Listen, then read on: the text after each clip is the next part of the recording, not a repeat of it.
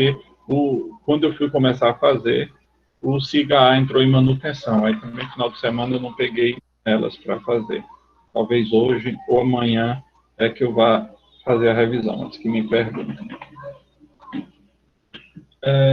Bem, essa semana, que eu acho, deixa eu ver, parece que é a nossa última, né?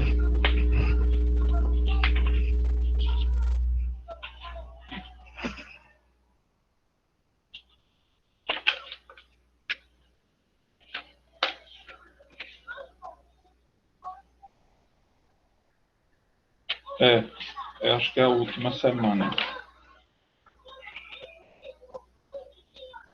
Exato, a gente termina essa semana. E na próxima semana, no dia 5, a gente vai fazer a R1.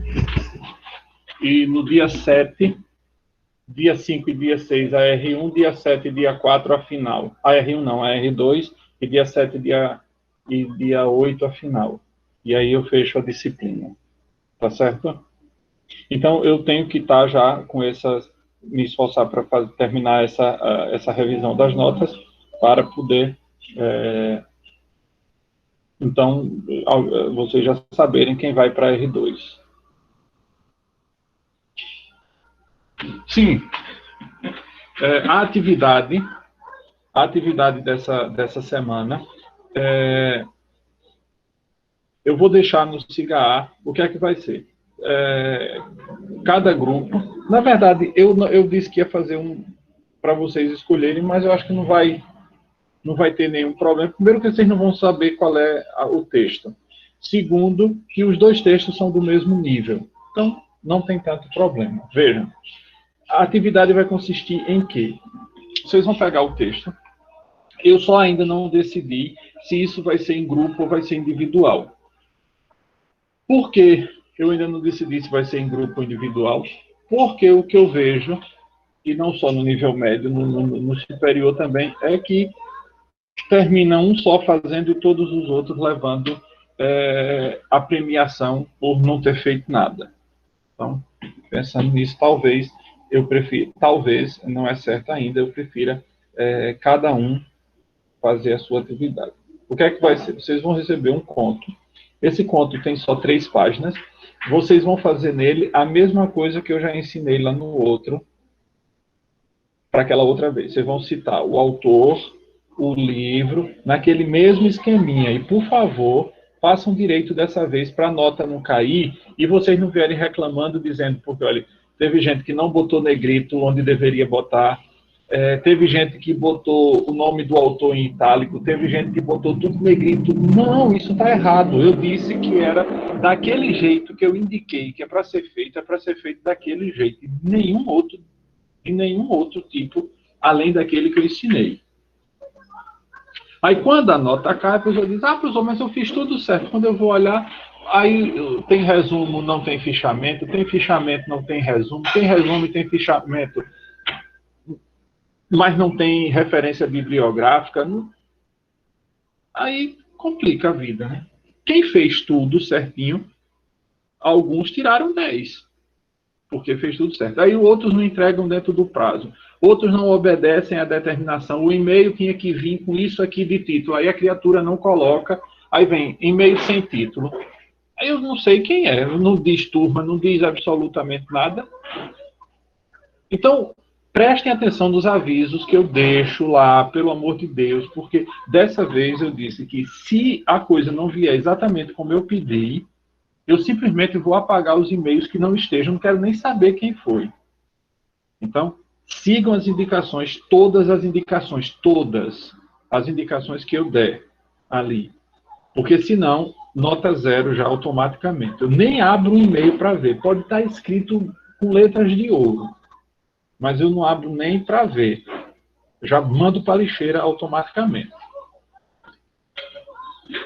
Porque essa parte também, tudo isso faz parte da minha disciplina. Inclusive, como se faz... Tudo isso está fazendo parte da avaliação. Como se escreve um e-mail, como se faz todas aquelas coisas que eu estou ensinando e vocês não estão seguindo. A partir de agora, essa nota, ela vai destruir quem não seguir. Eu já nem abro o e-mail. condição para eu abrir e ver o material que me mandaram. Bem, olhem, essa última semana a gente vai dedicá-la à literatura no Brasil. Acontece que até por volta de 1601, a gente não teve propriamente autores brasileiros. O que a gente teve, em verdade, foram autores estrangeiros que escreviam ou no Brasil ou sobre o Brasil. E muito mais comum essa parte chamada sobre o Brasil. Então, essa literatura do século XVI, o que é o século XVI? Como é que a gente marca a contagem de um século? Então, o século XVI começa em 1501 e vai até 1600. Em 1601, começa o século XVII e vai até 1700. Em 1701, começa o século XVIII. Então, de 1500 até por volta de 1600, a gente não teve propriamente autores brasileiros. O que a gente teve foram autores que vieram de fora, ou se radicaram aqui, ou eram estrangeiros da Alemanha, da França, da Holanda, que escreviam sobre o Brasil. Além do mais, tem outra coisa que a gente precisa considerar. O Brasil, como nação, não existe até o dia 7 de setembro de 1822. Vejam bem, como nação, o Brasil não existia até 7 de setembro de 1822. Portanto, a gente tem aí um lapso de tempo de 322 anos, um pouco mais de 322 anos, em que o Brasil era um pedaço de Portugal. Só tinha o nome de Brasil, assim como em Portugal haviam as regiões, a região do Douro, a região do Minho, como a gente tem aqui a região Nordeste, mas a região Nordeste não é alguma coisa fora do Brasil, é o Brasil. Assim, Portugal tinha, além das regiões chamadas regiões peninsulares, as que estavam ali na Península Ibérica, além das regiões peninsulares, Portugal tinha também algumas regiões extranacionais ou internacionais. Mas aí não dava internacionais porque eram Portugal mesmo, eram extranacionais. Que estavam fora daquele pedacinho de terra miúdo que era Portugal. E aí, escutem bem.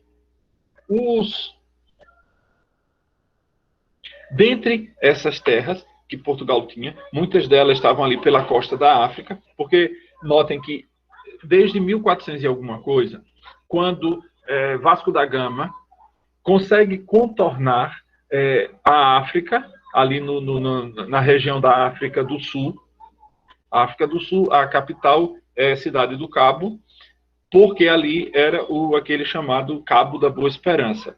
Ali antes era o Cabo das Tormentas, no canto quinto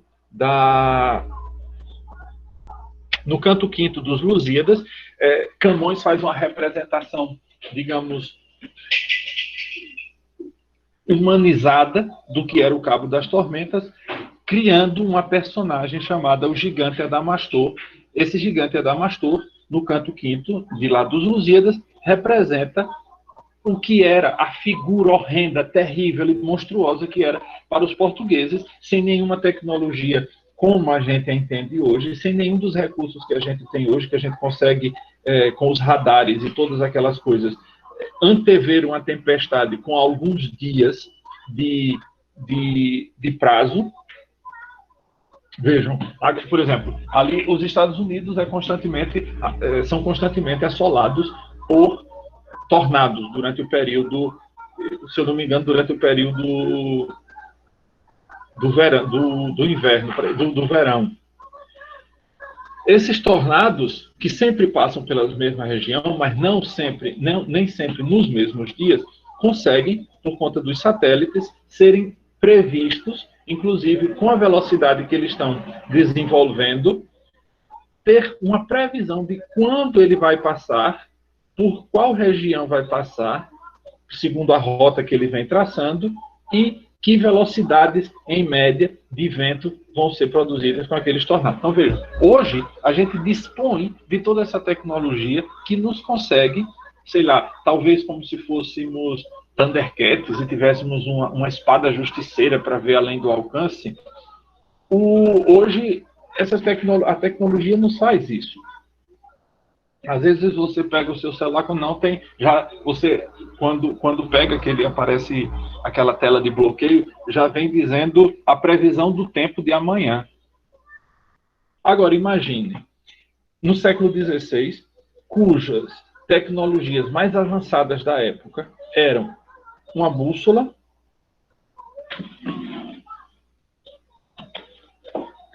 olhem bem, isso é uma bússola. Agora, essa bússola que eu tenho aqui é infinitamente diferente das bússolas que estavam nos navios portugueses. Essa daqui é extremamente moderna para o que eles têm. E também um astrolábio. Eu tinha um, só que a umidade estragou. E aí eu terminei jogando fora. Um astrolábio era um bichinho que eles seguravam na frente do rosto, tinha dos visores, ele mirava uma estrela, que sabia, vou ver tal estrela, sei lá, Vênus na época, na verdade os planetas, dentro da concepção do século XVI, o nome planeta em grego significa estrela errante. O que eles imaginavam é que tinham dois tipos de estrelas no céu, as chamadas estrelas fixas, aquelas que não se movem, tipo, no hemisfério norte, a estrela polar, que o ano inteiro ela está ali, na mesma posição. Aqui no sul, a gente não tem, no hemisfério sul, a gente não tem propriamente uma estrela fixa, mas a gente tem uma estrela que é quase tão fixa quanto a estrela polar, que é a estrela da cabeça do Cruzeiro do Sul. Mas mesmo assim ela se movimenta, porque ela não está propriamente no polo sul celeste. Mas vejam, a estrela polar, pelo contrário, está. E aí, eles escolhiam uma determinada estrela, uma estrela fixa, faziam a mira sobre ela, calculavam a inclinação em que aquela estrela estava, e por essa inclinação eles conseguiam se localizar. Foi o primeiro sistema de GPS que já existia. Então eles conseguiam mapear todos aqueles mapas que a gente vê do século XVI, todos eles foram feitos usando esse aparelho chamado astrolábio. Eles desciam em terra, fincavam o astrolábio no chão, tinha um astrolábio específico para isso, quase 1 metro de diâmetro, que eles chamavam de madre, e dali eles faziam as visagens e tomavam nota daquilo tudo. Assim como vocês vão fazer em topografia. Quando vocês estiverem lendo lá com os teodolitos, vocês vão fazer isso. O professor vai levar você para um determinado ponto, vai fazer vocês tirarem uma série de ângulos, de medidas, um ponto fixo, e a partir dali vocês vão, depois, num papel milimetrado, pegar todos aqueles pontos com as distâncias e com os ângulos que foram acusados, marcar todos os pontos e depois uni-los, fazendo o desenho, seja um desenho de relevo, seja um desenho tipo uma planta baixa. Agora, isso com instrumental moderno. Naquela época, o mais moderno que havia era isso que eu estou dizendo, chamava-se astrolábio. O astrolábio. Bem, então, com essa modernidade toda, os portugueses conseguiram, apesar de serem, à época, a menor dentre todas as nações da Europa, conseguiram desbravar praticamente o mundo. Portugal tinha conquistado já grande parte da África. Eu estava dizendo isso quando entrei na história do gigante Adamastor, e depois essas outras características históricas e, vamos dizer, curiosidades a respeito. E Portugal tinha, portanto, já, durante muito tempo, tentado atravessar o chamado Cabo das Tormentas. Reparem bem, se vocês procurarem no YouTube os ataques dos grandes tubarões brancos, vocês vão ver que todos esses ataques, e aqueles tubarões que voam quase 3 metros acima da água, tubarões enormes, monstruosamente grandes, todos acontecem ali naquela região.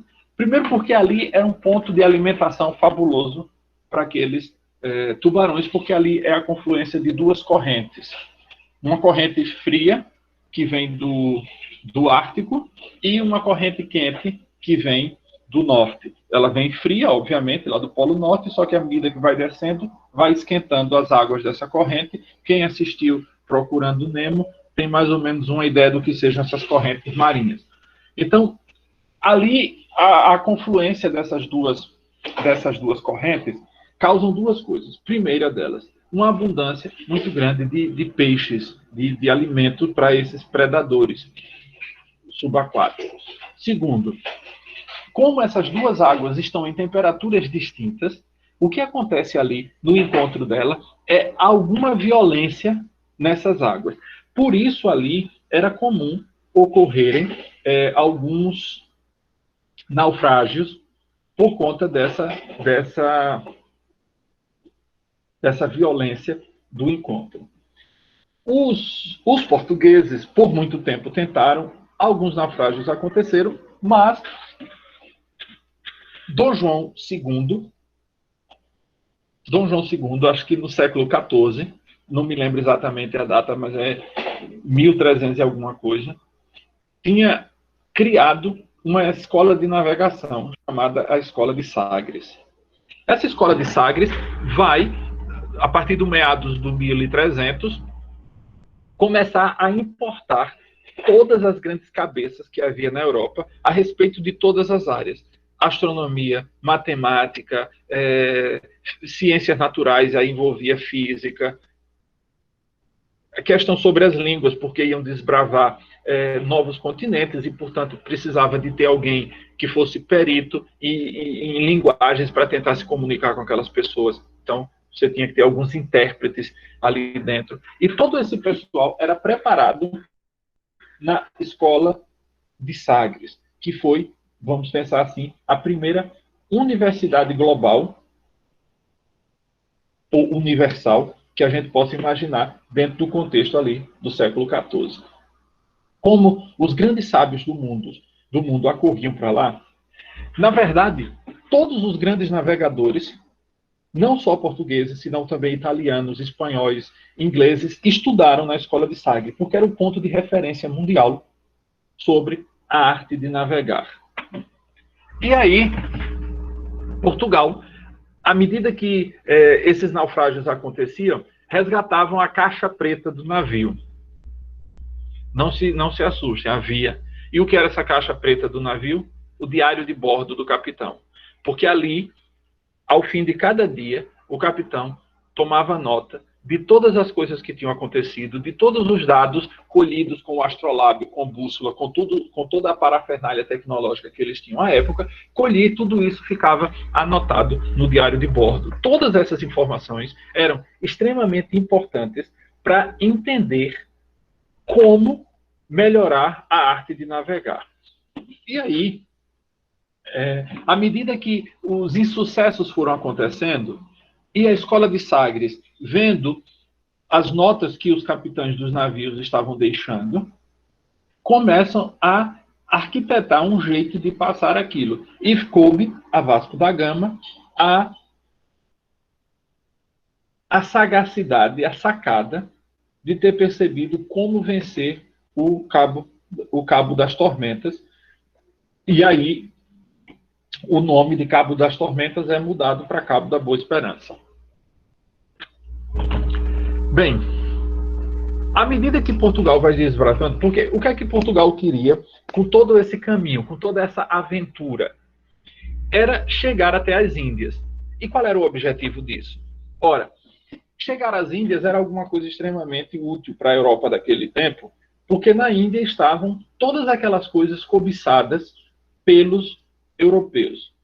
Essas coisas cobiçadas eram canela, cravo da Índia, era pimenta, coco, todas essas coisas vêm da Índia. Acontece que você, antes de 1492, não, 1400 e antes disso, acho que é 1453, você tinha duas possibilidades só de chegar até a Índia. Uma era ir por terra. Portanto, imagine, você sai de Portugal, atravessa a Cordilheira de Montanha dos Pirineus, depois você segue o caminho ali pela margem do Mediterrâneo, talvez. Chega lá na frente, vai ter que ir atravessar os Alpes, do norte da Itália, do sul da França e da Áustria. Atravessando tudo isso, depois você vai ter que cruzar a Floresta Negra,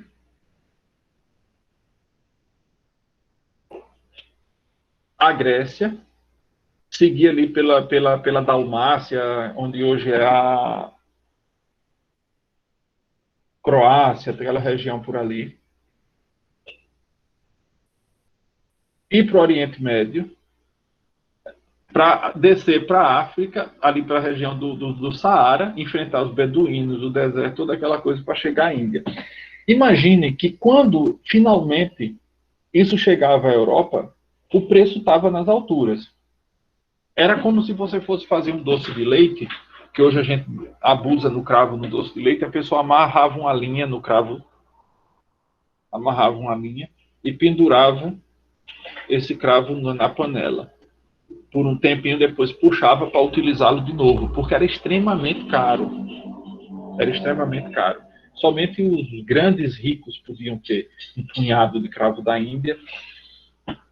Esse era o primeiro caminho. O segundo caminho era pelo mar Mediterrâneo, que de alguma maneira era mais seguro, que ademais, outra coisa importante, quando o Império Romano cai, lá no fim do século V, no fim do século V, sem o Império Romano não havia mais o exército romano, porque não havia mais quem pagasse aos soldados, e ninguém ia arriscar sua vida em troco de nada. E aí o exército desaparece, que era quem dava segurança aos viajantes. Agora, o que há de monte nas estradas, nas rotas, porque as estradas continuaram sendo as mesmas e a grande maioria delas ainda hoje são as mesmas que o Império Romano deixou. Quem estava ali eram os bandidos, os ladrões, assassinos, essa coisa. Durante o período das cruzadas, que começa pelo século XII, XIII, se não me engano, o grande objetivo era um exército que desse segurança aos peregrinos para irem até a Terra Santa e voltarem, porque muitas vezes era uma penitência que o cabo recebia, o cabo ia se confessar, roubou uma galinha, o padre diz, vá ali em Jerusalém e volte. Se você pegar o mapa e olhar a distância, dá quase um ano de caminhada, o camarada aí por causa de uma galinha. E aí, também os templários, os cavaleiros templários, também tinham algumas outras obrigações, não eram só essas. Estavam nas guerras lá contra os árabes, na Terra Santa, aquela coisa toda. E aí, passar ali pelo Mediterrâneo tinha dois problemas. Primeiro, eram os ataques de piratas, e segundo, eram os dois estados italianos, que era Nápoles, dois reinos, na verdade, o reino de Nápoles e o reino de Florença, que queriam o tempo todo estar cobrando imposto por quem usasse o mar Mediterrâneo, que eles chamavam de nosso mar. Então, quem usava o mar tinha que pagar imposto a Nápoles quando estivesse indo e a Florença quando estivesse voltando. O que fazia também que as coisas ficassem extremamente caras.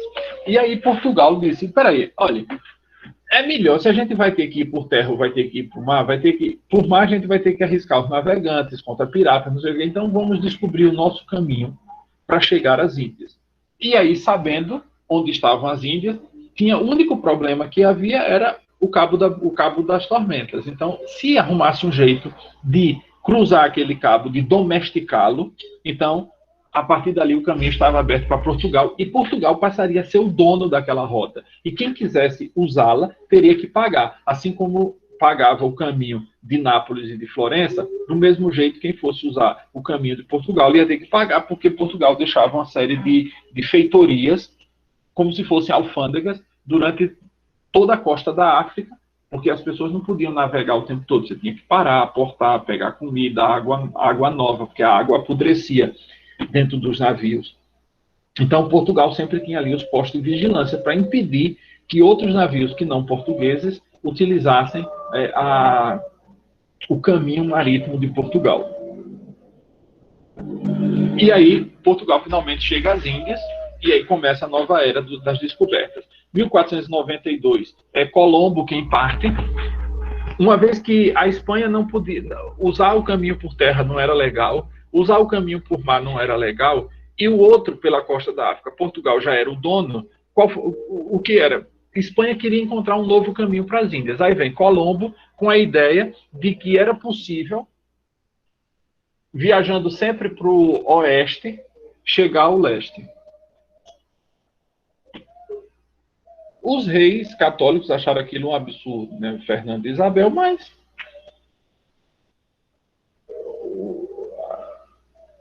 a sacada não ia custar muito para eles e poderia ter muito retorno.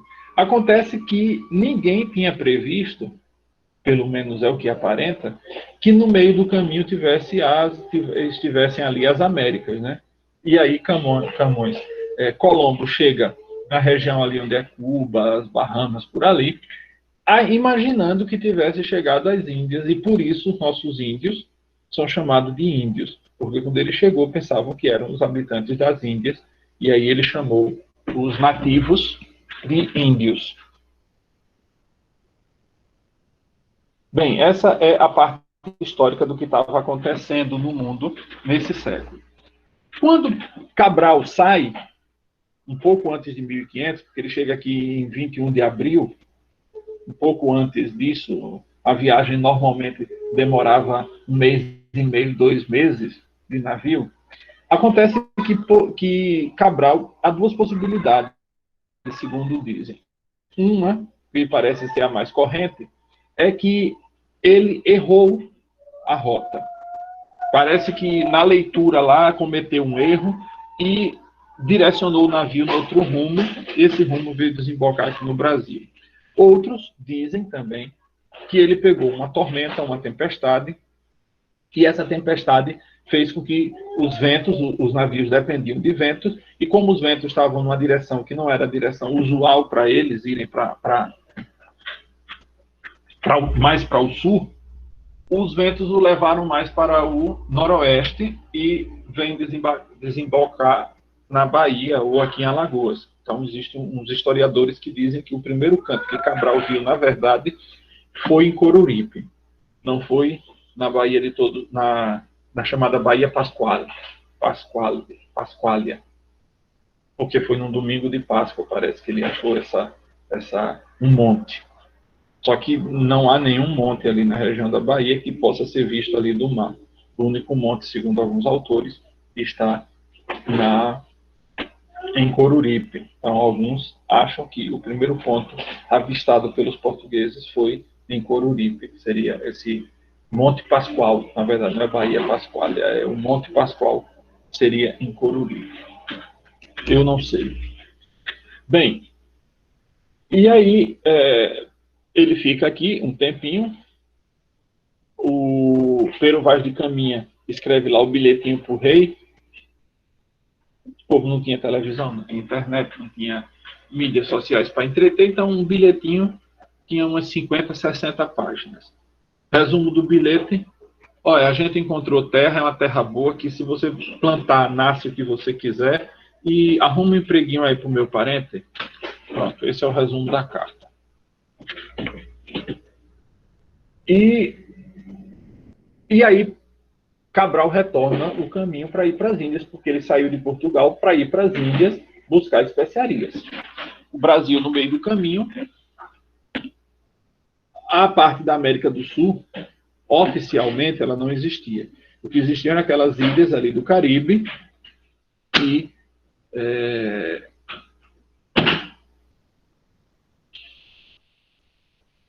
Colombo tinha encontrado. Uma coisa interessante que Caminha diz lá no bilhetinho dele para o rei é que Provavelmente aqui não tinha ouro, nem prata, nem pedra preciosa, nem qualquer metal de valor. A não ser, a única coisa de valor que poderia haver aqui era a salvação das almas. E por quê? Ele simplesmente chega, vê as coisas e diz, aqui não tem ouro nem prata. A partir dos diários, lembra-se que eu disse que essas caixas pretas, que eram os diários de bordo, iam todos para a universidade, para a escola de Sagres? Era uma cópia, ficava com a escola de Sagres, porque dali eles tiravam tudo que era preciso para entender tanto os outros povos como os outros mares. E aí, em todos os lugares por onde chegavam, todos os nativos sempre estavam enfeitados de ouro. De ouro ou prata, ou o metal precioso que fosse abundante. Quando eles chegam aqui no Brasil, o que é que encontram? Os índios, quais eram os enfeites dele? Era um pedaço de pau enfiado no queixo, era osso enfiado nas orelhas, no nariz, pena na cabeça. Então, eles não usavam absolutamente nada desses metais que eram considerados valiosos na Europa. E mesmo pelos outros povos ameríndios, porque se você for ao Império Inca, Azteca, na mesma época, estavam todos um imperador azteca, um imperador inca, parecia mais esses cantores de rap, com tanto ouro pendurado, com tanto enfeite de ouro. E aí, chegam aqui no Brasil, não encontram absolutamente nada disso, nenhum índio usando nada. E aí, pelo histórico de todos os lugares onde chegaram, de tudo que já havia documentado ali na escola de Sagres, o escrivão, que era Pero Vaz de Caminha, parte e diz, aqui parece que não há nada de valor, exatamente por isso. Mas ele não diz isso na carta, né? Isso é parte, acho que já era alguma coisa sabida de todo mundo por ali. E aí, o primeiro documento que faz parte dessa... Eu disse a vocês que a gente dividiria esse período em dois momentos, né? Fiz essa contextualização histórica para chegar finalmente a esses dois momentos. Que dois momentos eram esses? A gente tinha a literatura chamada literatura informativa, de um lado, e do outro lado. Então a gente vai mais ou menos até 1550, mais ou menos até 1550, vamos dizer, até a metade do século XVI, com a literatura informativa, e a partir disso, quando os jesuítas começam a vir aqui para o Brasil, na intenção de catequizar os índios, e não só, de catequizar também os portugueses que estavam por aqui, há um livro de Gilberto Freire, chamado Casa Grande e Senzala, que na parte sobre o português, que ele divide o livro em 4 partes, cada uma tratando de uma das etnias formadoras do que seria o povo brasileiro. Então, você vai ter o português, o africano, o indígena e da mistura desses daí. Então, quando vai tratar do português, que é o primeiro capítulo, não é imensamente grande, mas o primeiro capítulo vai tratar do português, vai tratar que, quando a galera chegou aqui, esses homens não traziam consigo a família, primeiro eles vinham sozinhos, sem esposa, sem os filhos, sem nada. Aí chegava aqui era um inferno, porque debaixo do Equador, diz lá no Caramuru, no Caramuru, não há pecado. E aí os padres jesuítas vieram para cá para restabelecer a moral portuguesa dentro desse povo que estava se tornando de novo selvagem, seguindo seus instintos mais animais. E, então, eles vieram com dois objetivos, né? Catequizar os brancos, que estavam perdendo o rumo, ou recatequizar, e catequizar os indígenas. Então, a gente vai ter duas literaturas completamente distintas nesse momento. Nenhuma delas, porém, feita por brasileiros.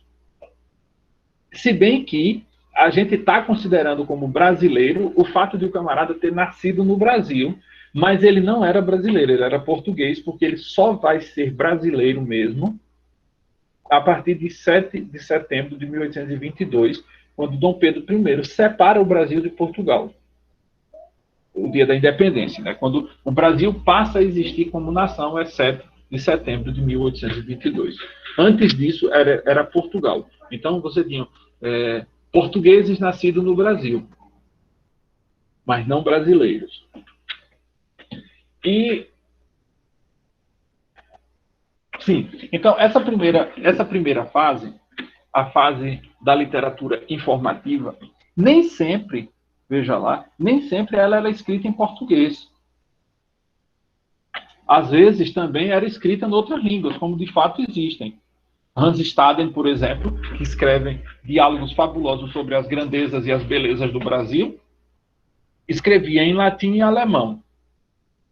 Depois você tem outro grupo vindo da Holanda, que também escreve sobre o Brasil, mas escreve em holandês. Você tem o grupo de França, que vem aqui, tudo durante esse período do início do século XVI, quando finalmente, a partir de 1530, Portugal começa a perceber, dizer, essa galera está indo para ali, está roubando tudo.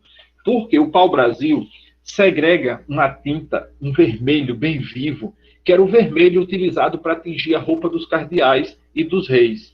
A roupa, o manto, né, que era usado nas solenidades públicas. Então, e era extremamente caro isso. Portugal e Holanda estavam fazendo dinheiro demais. Portugal não, França e Holanda estavam fazendo muito dinheiro com a extração do pau-brasil. Aí, Portugal demorou uns 30 anos para perceber que estava tomando cano. E aí, estimula o pessoal a vir aqui para o Brasil no início, para vir povoar o Brasil a partir da década de 30. Tanto assim que as cidades mais antigas do Brasil são fundadas em 1535. 1535. As duas cidades mais antigas do Brasil são fundadas em 1535. Quais são elas? Olinda, fundada no dia 12 de março de 1535. Penedo, fundado no dia 12 de abril de 1535.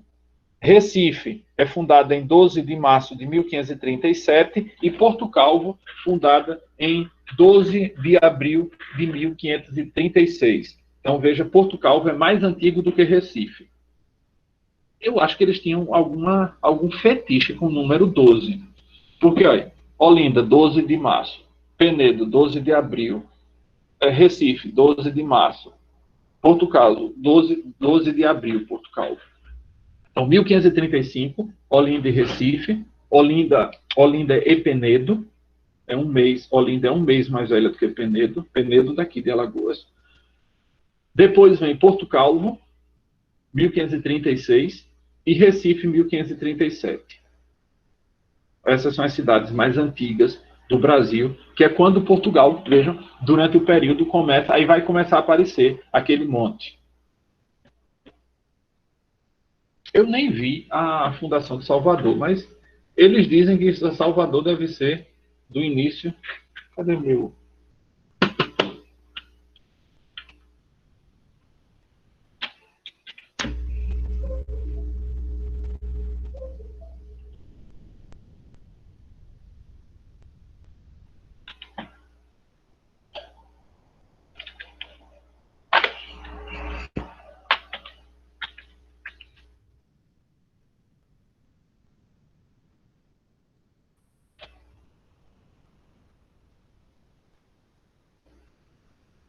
Deixa eu só ver aqui a fundação de Salvador.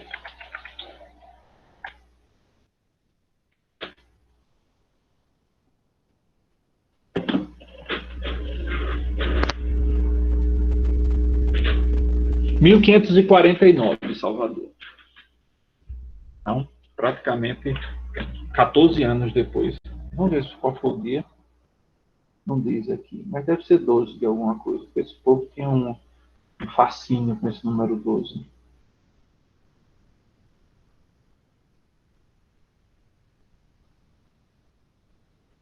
Ah, não, olha, foi 29 de março de 1549. 29. Então, nesse período, Portugal começa a se preocupar em povoar o Brasil, a fim de que as outras nações não roubassem demais o Brasil.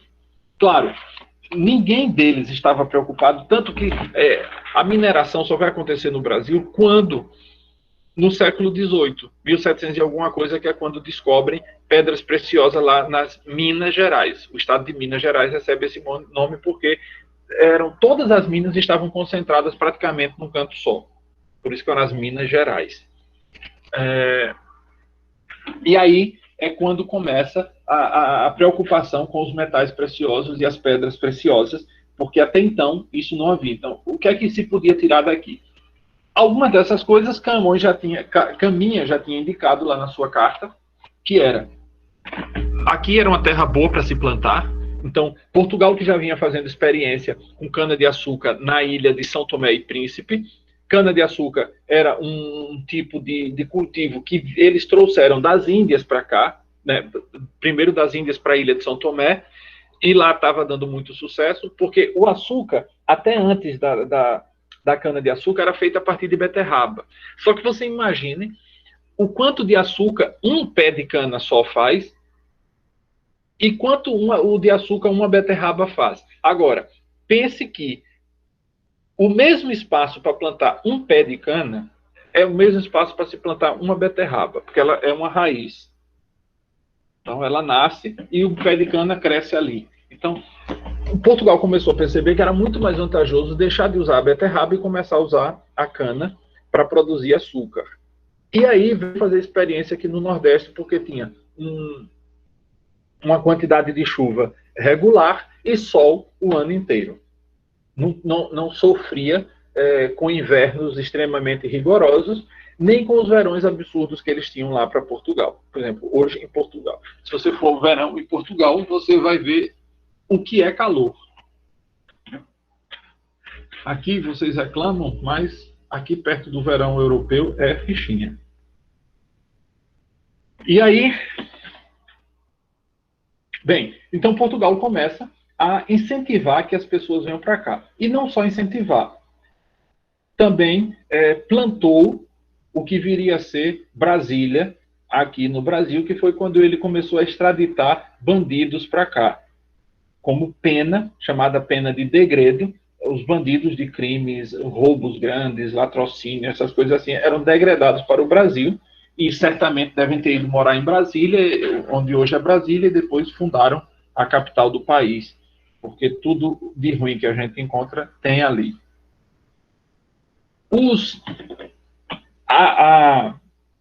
A Inglaterra fez isso, mas de uma maneira muito mais sensata, porque a Austrália era uma colônia penal da Inglaterra. Só que qual era a diferença entre Portugal e Inglaterra? Portugal jogava os caras aqui, não estavam preocupados. Na verdade, queria até que as onças e os canibais devorassem esses bandidos. No caso da Inglaterra, a intenção era que realmente eles já eram condenados, iam morrer de qualquer forma. Então, a possibilidade de que eles se esforçassem para sobreviver numa terra como era a terra da Austrália, que era extremamente violenta, os índios dali eram bem selvagens, além dos animais estranhos que havia por ali, mas a Inglaterra não simplesmente os jogou ali. Colocou-os lá, mas dava a eles possibilidades para que eles se desenvolvessem. Aqui, não. Aqui, Portugal simplesmente jogou e abandonou-os, e eles continuaram progredindo na maldade. Depois de bandidos, assumiram nomes pomposos, deputados, senadores, essas coisas assim.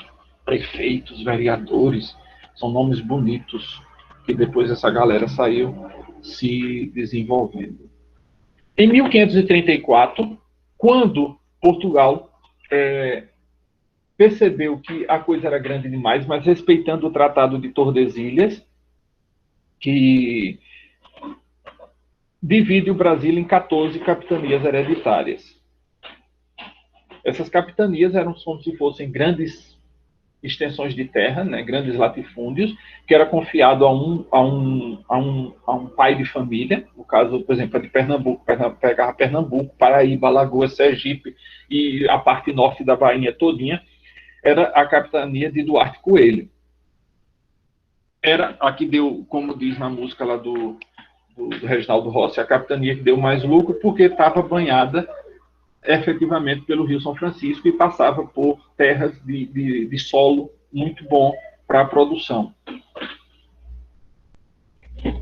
A partir de 1549, começa a vir aqui para o Brasil os jesuítas, por isso que eu disse que a gente vai ter como limite até 1500 até 1550 um tipo de literatura e de 1500 para frente outro tipo de literatura. Não significa dizer que aquele tipo, o chamado literatura informativa, deixou de existir quando os jesuítas vieram para cá. Não, eles continuaram existindo. Essa literatura informativa tinha como objetivo, e finalmente vamos chegar nela, a literatura informativa tinha como característica, vamos dizer, dar ao mundo informações sobre o Brasil. A primeira delas, eu disse para você, foi a carta ao rei Dom Manuel sobre o achamento do Brasil. É assim que Pero Vaz de Caminha intitula a sua carta. Portugal não começa a explorar imediatamente o Brasil, porque Caminha já tinha desmotivado a ele de aqui encontrar ouro, então ele estava preocupado com o ouro que encontrava na costa de África e também com o comércio que estava sendo desenvolvido ali com a descoberta do Caminho das Índias por Vasco da Gama. E também, aí, nesse Caminho das Índias, vinham, além das especiarias, vinham também as pedrarias, né, as pedras preciosas, e aí, a partir de 1534, a costa brasileira, que era o Brasil todo, porque se você pegar um mapa do Brasil com o Tratado de Tordesilhas, o Brasil era praticamente o Nordeste. Praticamente o Nordeste. Talvez pegasse um pedacinho do Espírito Santo. Mas era praticamente só o Nordeste. E aí, arrendou a exploração da costa brasileira a comerciantes que exploravam o pau-brasil e que eram... Mas eles eram impotentes, eles não tinham força armada suficiente para evitar os ataques dos estrangeiros. Portugal, como estava extremamente endividado, porque fazer uma viagem para as Índias não era alguma coisa barata, era extremamente caro, você tinha que equipar pessoal. Esses marinheiros não vão para ali simplesmente pelo sabor da aventura, eles vão porque paga-se bem, você vai arriscar a vida. Tem um poema de Fernando Pessoa chamado Mar Salgado, que ele diz... deixa eu encontrar aqui o poema. Eu só sei uns pedacinhos dele.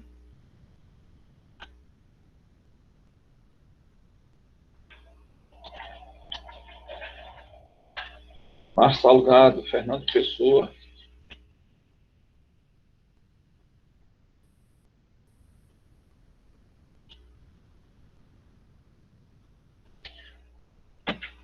Ó mar salgado, quanto do teu sal são lágrimas de Portugal.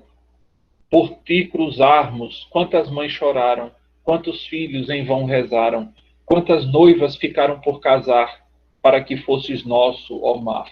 Valeu a pena? Tudo vale a pena se a alma não é pequena. Quem quer passar além do bojador, tem que passar além da dor. Deus ao mar o perigo e o abismo deu, mas nele é que espelhou o céu.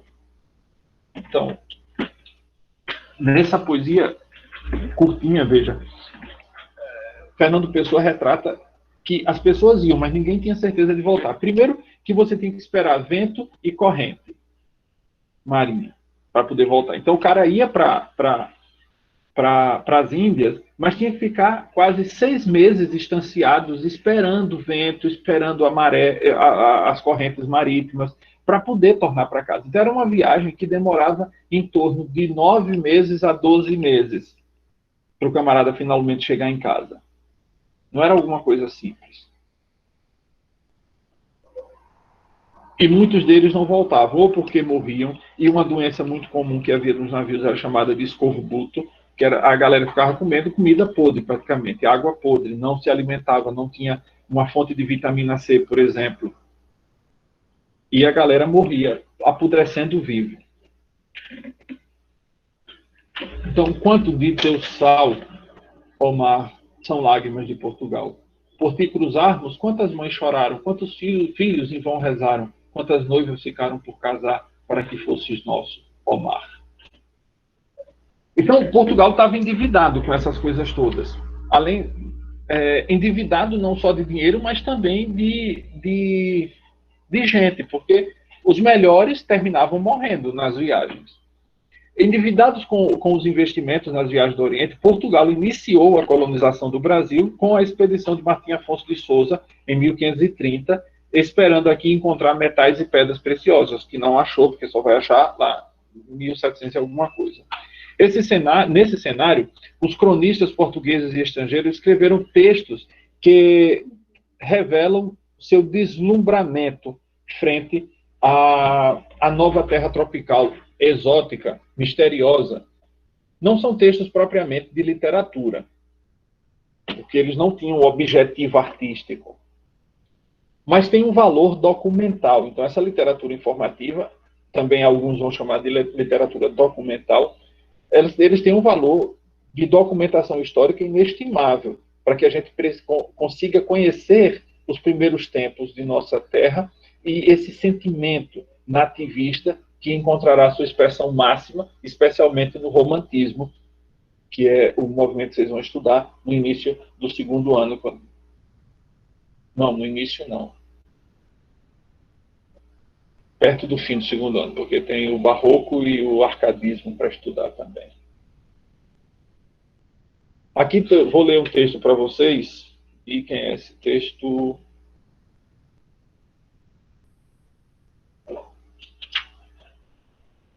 Não, vou ler esse texto de Caminha.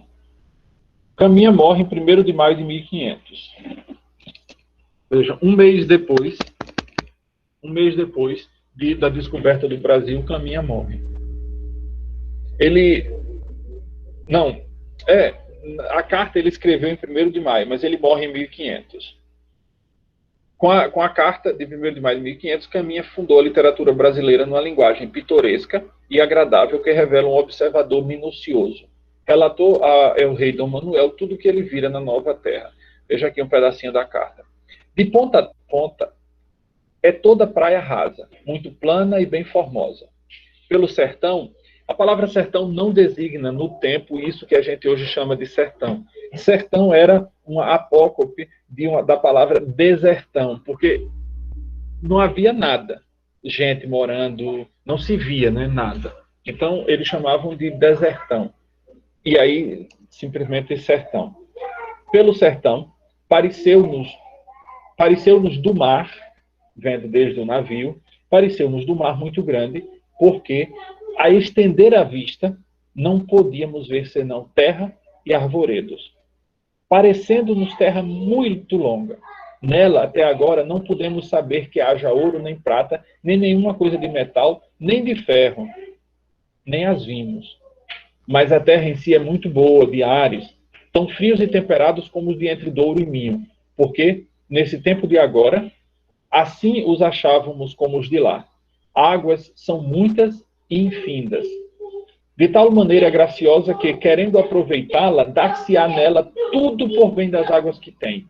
Mas o melhor fruto que nela se pode fazer, me parece, que será salvar esta gente. E esta deve ser a principal semente que Vossa Alteza nela deve lançar. Esse texto, podemos perceber os dois objetivos que nortearam as grandes navegações. Conquistas de bens materiais, ouro, pratas, metais, pedras preciosas, e conquista espiritual, né? A conversão dos indígenas, a expansão do cristianismo. O que ele vai, Camões diz... Deixa eu pegar aqui o texto.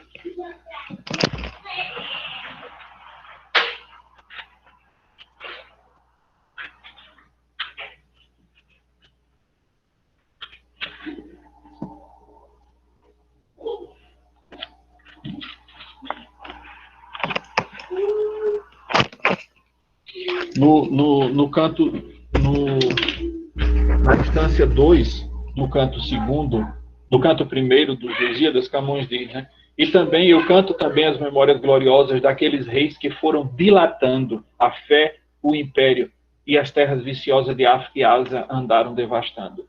Eu canto a memória gloriosa dos reis que dilataram a fé cristã e o império português. Dilataram quer dizer expandiram, aumentaram mais do que poderiam imaginar as pessoas do passado, da origem do Império Português, e que também devastaram as terras cheias de vício, tanto da África quanto de Ásia, especialmente quando Camões se refere aqui a vícios, ele está entendendo os islâmicos, né, os maometanos. Então, esse era o grande objetivo das grandes navegações. Era dinheiro, né, bens materiais e conversão e expansão do cristianismo. Muitos outros cronistas portugueses e estrangeiros, como eu já disse, descreveram nossa terra. Entre eles, destacam-se, por exemplo, Pero de Magalhães Gândavo, português de origem flamenga, que era amigo de Camões, cujas obras, Tratado da Terra do Brasil e História da Província de Santa Cruz, porque o Brasil recebeu como primeiro nome Ilha de Vera Cruz, depois eles perceberam, como disse Caminha, né? Parece-nos terra muito longa. Descobriram que não era uma ilha, mas uma terra, e aí chamaram de Terra de Santa Cruz. E aí esse Pero de Magalhães Gândavo vai chamar de a história da província, porque ela é uma província de Portugal, história da província de Santa Cruz, a que vulgarmente chamamos Brasil, que é de 1576.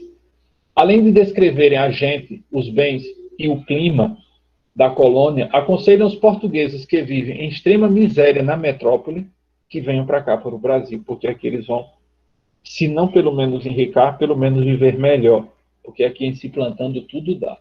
O outro é Gabriel Soares de Souza, que escreveu o Tratado Descritivo do Brasil, de 1587. É a mais rica fonte de informações sobre o Brasil que temos durante o século XVI. Nele, Soares de Souza fez um inventário da flora e da fauna da Bahia e alertou o rei de Portugal para a necessidade de povoar e fortificar certas regiões para que estrangeiros não as tomassem. E, finalmente, aquele que eu já falei no início, Hans Staden, um alemão que esteve no Brasil por volta de 1520 e escreveu as suas Viagens ao Brasil de 1557. Esse é em alemão.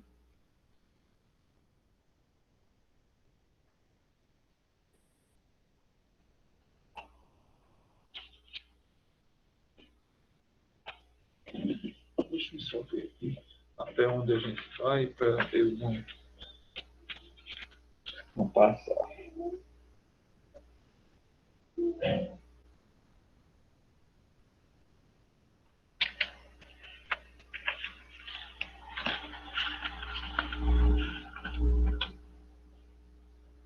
Na aula da semana da quarta-feira, aí a gente vai falar sobre a literatura dos jesuítas. Eu acho que hoje já está bom. Já está de bom tamanho hoje, já foi muita informação. Não se esqueça, eu vou deixar no SIGA o material. Então, a galera da turma B, eu ainda não defini se vai ser em grupo. E quando eu estou dizendo em grupo, eu não estou dizendo em cada turma ser um grupo. Eu vou ainda pensar nisso com carinho, se vão ser grupos de 2 ou 3 para fazer essa atividade. Qual é a atividade? Lembrem-se que na aula passada a gente estava tratando sobre o realismo fantástico, não foi? E apresentei, o material está lá disponível, lá no SIGA. Não sei se vocês já baixaram, mas o material está disponível lá no SIGA. O que é que vocês vão fazer? Eu vou deixar um conto para cada turma. Eu ia dizer que ia botar para selecionar, mas não vou, porque os contos são muito parecidos e não vai fazer muita diferença. Então, o que é que vocês vão fazer? Vão pegar esse conto, ele tem 3 páginas só. Eu acho que os dois têm 3 páginas, não sei bem. Vou olhar direitinho. Vocês vão pegar esse conto, vão lê-lo e vão procurar as características que ele tenha de realismo fantástico. Eu já vou adiantando, que eu estava pensando em deixar para vocês decidirem. É realismo fantástico ou não, e por quê? Ou não é realismo fantástico e por quê?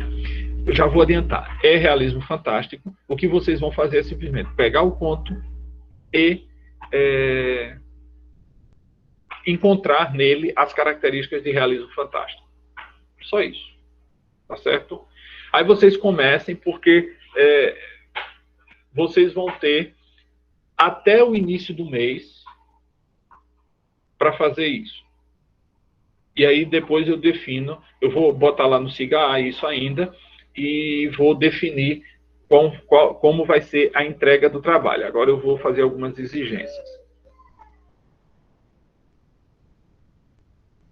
E aí, mas eu não defini, vou deixar tudo marcadinho lá no SIGA. Leiam, por favor, com muito cuidado aquilo que está lá, para depois vocês não ficarem reclamando da vida, tá certo?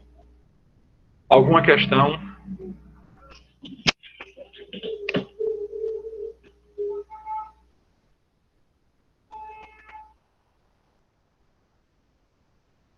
Bom, então, vamos lá, né?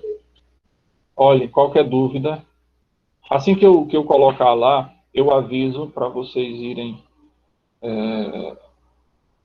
Eu aviso que deixei lá para vocês já começarem a estudar. Lá não vou deixar nada especificado se vai ser em grupo. Em grupo eu ainda vou decidir. Mas, de qualquer forma, vão estudando e preparando como se fosse para ser individual. Ô, professor, mas mesmo se o senhor escolher grupo, a gente pode fazer individual? Quem não quiser